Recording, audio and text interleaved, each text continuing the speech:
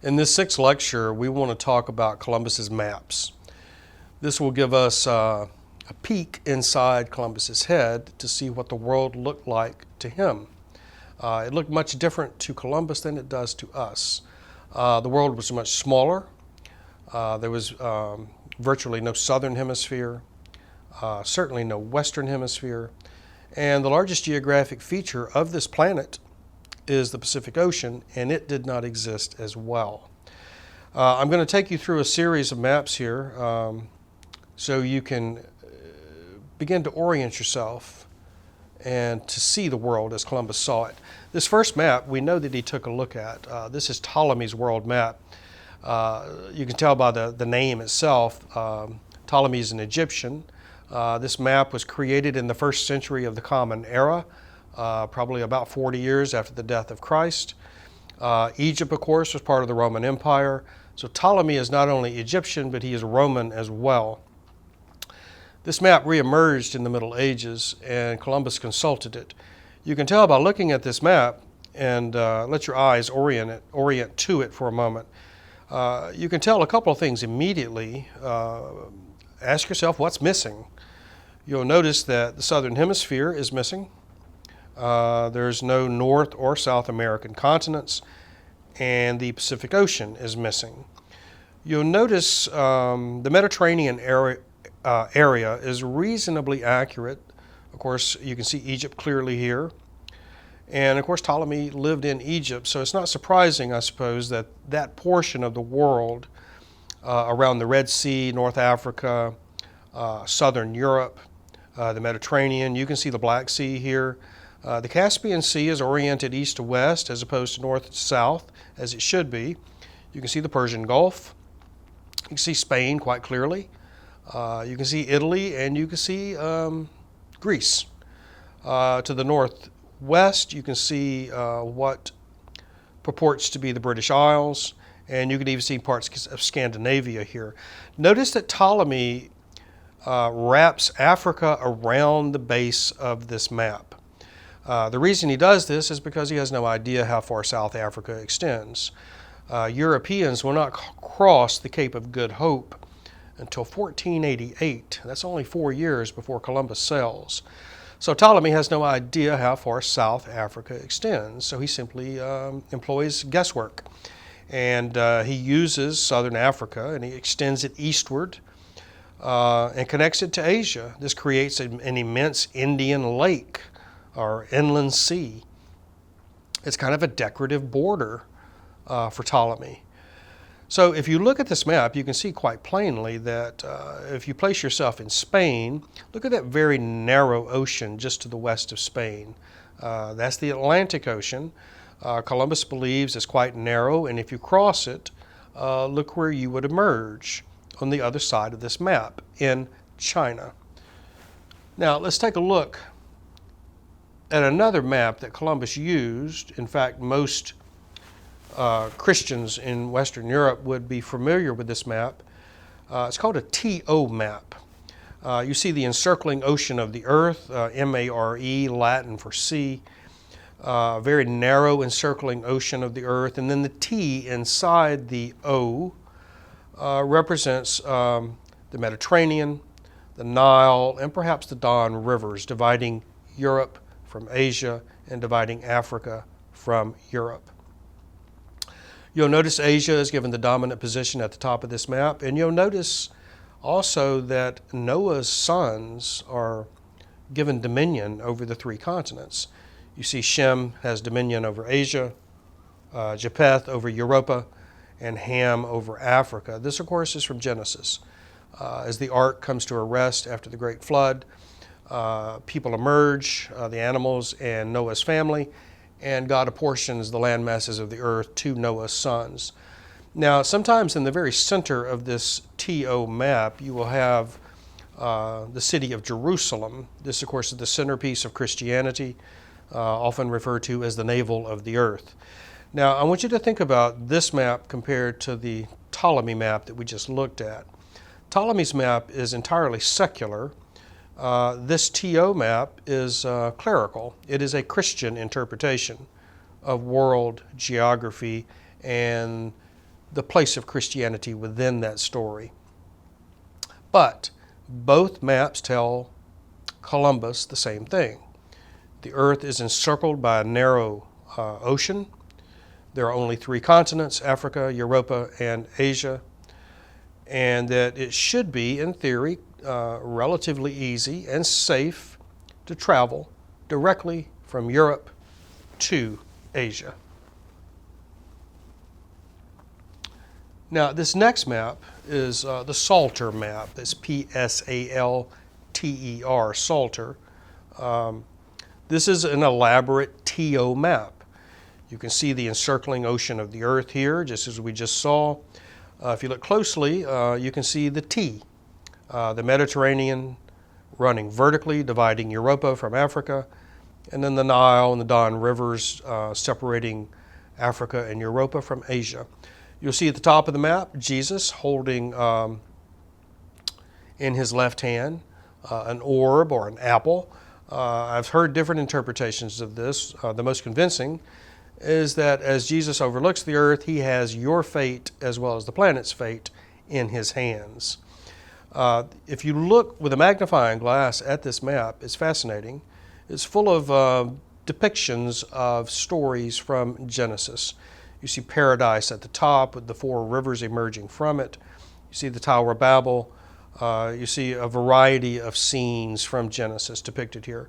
Now, this elaborate TO map again tells Columbus the same thing that the other maps told him.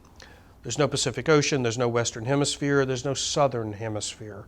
Only 3 continents. Now, let's take a look. We're going to move forward in time here a bit. This is 1474.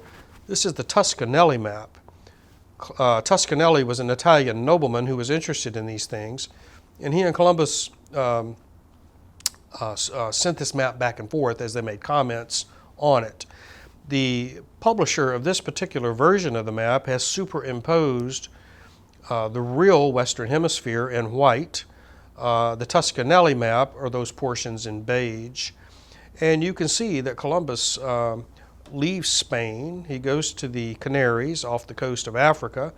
He picks up the westerlies and he shoots across what he anticipates to be a narrow ocean. And you see where he ends up. He believes, according to Marco Polo, Columbus believes that the Indies, a large series of islands on the other side of the world, he encounters them on his way to China, while here he encounters a large group of islands, just as demonstrated on this Toscanelli map. In reality, of course, Columbus is in the Bahamas, but he believes he has reached the Indies. Now, he sails generally south and west, and he encounters a very large island that he tries to circumnavigate and then gives up, as the island is simply too big or too long. Columbus knows where he is, though. Marco Polo describes the island of Cipango, just east of China. We know this island as Japan. Cipango is the term that Marco Polo used. Of course, in reality, this is not Japan at all. This is Cuba. And you can picture Cuba here on the map or in your own mind as a long, narrow island. This is the island that Columbus is trying to circumnavigate and then gives up. It is simply taking too much time. And of course, like I said, Columbus knows exactly where he is. Everything on this map is unfolding just as it should in reality. Large group of islands, the Indies, long, narrow island, Cipango. And of course, once you reach Cipango, you know from reading Polo's book that China lies just over the western horizon. So Columbus is very near his goal here. Now, this next map is the Martellus World Map of 1490. This is only 2 years before Columbus set sail. And you can see that there's been one major improvement in geography. Notice the southern tip of Africa. Martellus, the map maker here, still has Africa extending off the borders of the map, but we do finally have the Cape of Good Hope. The Portuguese explorer Diaz, I believe, crossed the Cape of Good Hope in 1488. This is 1490. In those 2 years, that information has made its way back to the cartographer, and he's included it on this map. But look at the rest of the map. Nothing's changed. Still, very truncated southern hemisphere, no Pacific Ocean, no western hemisphere. So this map, like all the rest, tells Columbus exactly what he already believes and reaffirms his erroneous beliefs. This is our last map. This is the Waldseemüller Map of 1507. Martin Waldseemüller is a German cartographer. He uses information gleaned from Amerigo Vespucci's voyages to the west. He uses that information to help construct this map. You can see immediately that this map is quite different from the ones preceding. And of course, Columbus never saw this map. If he had, he would have rejected it as being false. I believe Columbus died about the time this map was created, in 1507. Now, you'll see that Waldseemüller has included the information from Diaz and the Cape of Good Hope. Africa looks very accurate here. You can see that Waldseemüller, like the other cartographers, runs Africa off the border of the map, but he does show the Cape of Good Hope and water all the way around the southern tip of Africa. You'll notice here also the emergence of the Pacific Ocean on the far right or in the east. You'll notice that there's a long narrow island off the coast of East Asia. Presumably this is Cipango or Japan. You'll see that in the area around North Africa, the Middle East, and Europe, this map is reasonably accurate. You'll notice as you move away from this sort of Mediterranean-centered world, the map becomes more and more conjecture and more guesswork. But notice on the far left, you see the emergence for the first time in history of North and South America. Again, if you look at the very top of this map, you'll see two men to the left looking eastward towards the old world is Ptolemy, looking at that portion of the world that he had committed to map making. And then if you look on the right, you see another gentleman, and he's looking at the New World, the Western Hemisphere.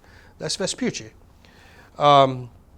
If you look at North America, it looks very tiny here, but you can see geographic features that are quite recognizable. You can see the peninsula of Florida, and especially predominant here is the Gulf of Mexico.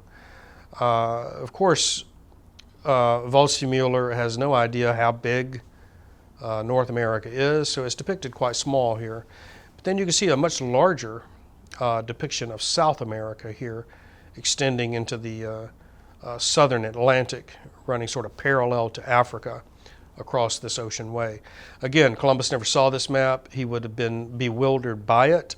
By all accounts, Columbus went to his grave believing that he was skirting the periphery of East Asia.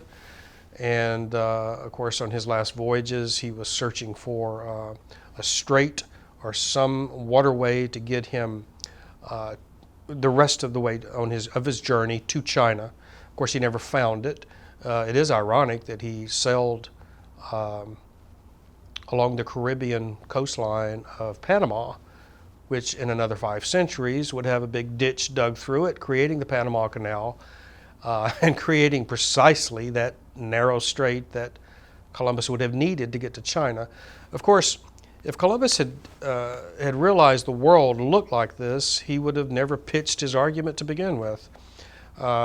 His ships probably could not have carried enough water and food to allow his crew to survive such a journey.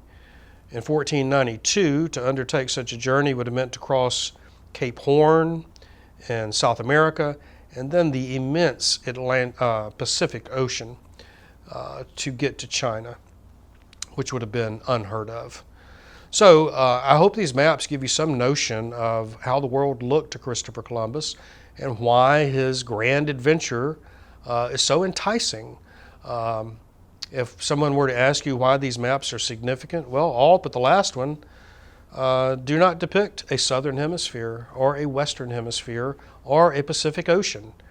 making it quite safe and easy to cross a narrow sea and to reach China from Spain safely and quickly. Thank you.